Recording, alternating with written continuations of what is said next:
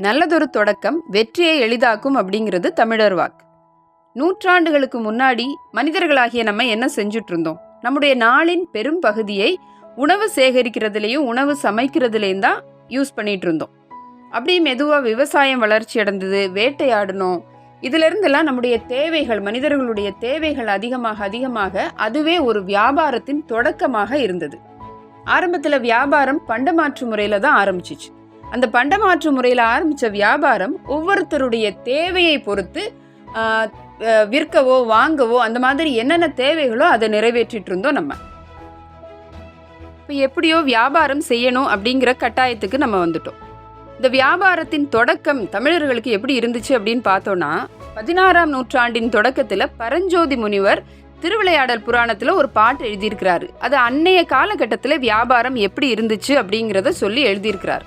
என்ன எழுதியிருக்கிறாரு அப்படின்னா, புல்லியோர் பண்டம் கொள்வார் வினவின் அப்பொருள் தம் பக்கல் இல்லெனின் இனமாய் உள்ள பொருள் உரைத்தும் எதிர் மறுத்தும் அல்லது அப்பொருள் உண்டெனின் விலை சுட்டி அறுத்து நேர்ந்தும் சொல்லினும் லாபம் கொள்வார் தொன்மரபு இருக்கை சொல்லவாம்.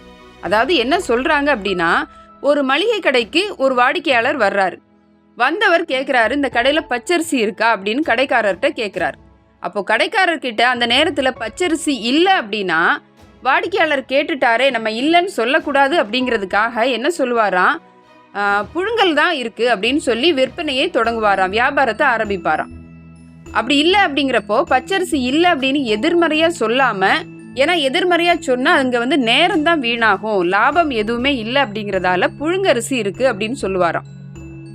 அந்த புழுங்கரிசி இருக்கிறது அப்படிங்கிறத கூட இருக்குன்னு சொல்லாமல் கிலோ இத்தனை ரூபாய், அப்போ தேவை அப்படின்னா வாங்கிக்கலாம். இப்போ பச்சரிசியே இருக்குன்னு சொன்னாலுமே என்ன சொல்லுவாங்க, என்ன கேட்பாங்க, வாங்க வந்தவங்க என்ன விலைன்னு கேட்பாங்க. அப்போ அந்த கேட்குற நேரத்தில் நேரம் வீணாகும் அப்படிங்கிறதுக்காக அந்த விலையவே சொல்லி வியாபாரத்தை ஆரம்பிப்பாராம், கிலோ இத்தனை ரூபாய் அப்படின்னு. ஏன்னா அங்கே நேரம் வீணாகாமல் இருக்கும், அந்த நேரத்தில் இன்னொரு வியாபாரத்தை நம்ம பார்க்கலாம் அப்படிங்கிறதுக்காக. இப்போ புரியுதா நமக்கு நம்முடைய முன்னோர்கள் எத்தனை அறிவாளிகள் அப்படின்னு.